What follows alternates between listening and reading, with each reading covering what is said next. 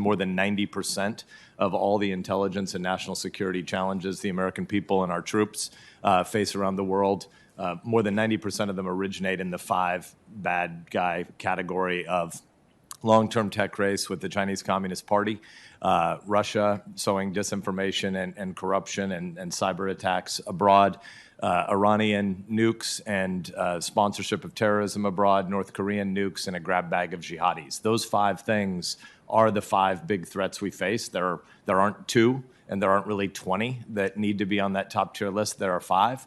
But one of the things that's new, I think, in the last 4 to 6 years is a real consensus in your community and on this committee in a bipartisan way that there is an unparalleled number one threat. The five things are not equal. The long-term technology race we face with China is the biggest existential national security threat we face. And I think Chairman Warner did a great job of distinguishing between Chairman Xi's command and control tyrannical system and his party. But that's not the same as the Chinese people. That's not the same as Chinese expats. That's not the same as Asian Americans abroad. And we have to, together, the IC and this committee in a bipartisan way, has to make sure we communicate again and again to the American people that there is one overarching national security threat we face.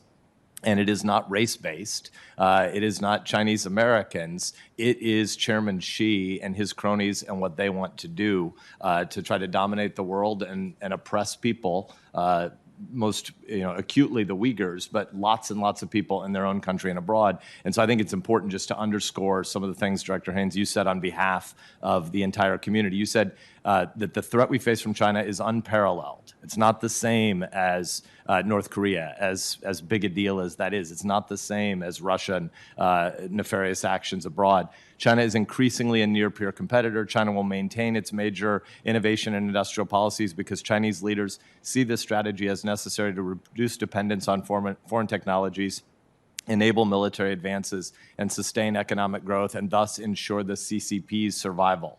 Chairman Xi is not about the good of his people. He's not about the good of 1.4 billion Chinese people. He's about the good of his party and the way they oppress their people. You also said that China is trying to promote new international norms for technology and human rights, emphasizing state sovereignty and political stability over individual rights. You said that China will remain the top threat to U.S. technological competitiveness as the CCP continues to target technology sectors, et cetera. So I think it was a very strong statement, and as a part of what happens, the majority of not just our committee's work, but the majority of this hearing is in private today.